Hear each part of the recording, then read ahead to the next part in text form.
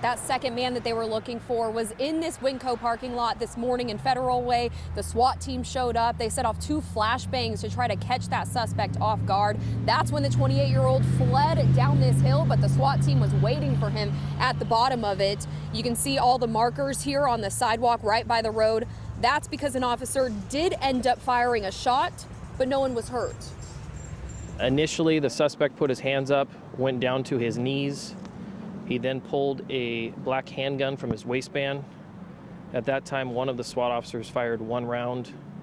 The suspect then threw the gun to the ground. He was not struck, and he went out the prone position and was taken into custody. Well, here's that gun that authorities say the man pulled out. Now, a big chunk of this parking lot was roped off as authorities investigated all throughout the day. The Valley investigative team is charged with that independent look at why the officer fired a shot. Now, detectives questioned the 28-year-old about the murder, and they took him into custody. Remember, they already arrested another person yesterday connected to Juan Carlos Conguzman's murder. That suspect, a 20-year-old man also from Federal Way. Here on scene, Juan Carlos' parents actually showed up. They were looking for answers for their son's case.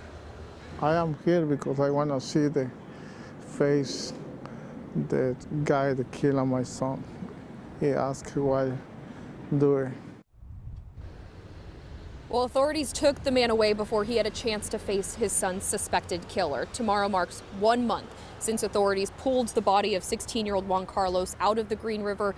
His parents have been looking for answers ever since. So to recap, the 28-year-old suspected murderer was arrested here today. Yesterday, they had arrested that 20-year-old also in Federal Way. His name, Carlos Orlando Iraheta Vega. His bail is set at $2 million. I talked to the father right after he found out that both of his son's suspected killers are in custody.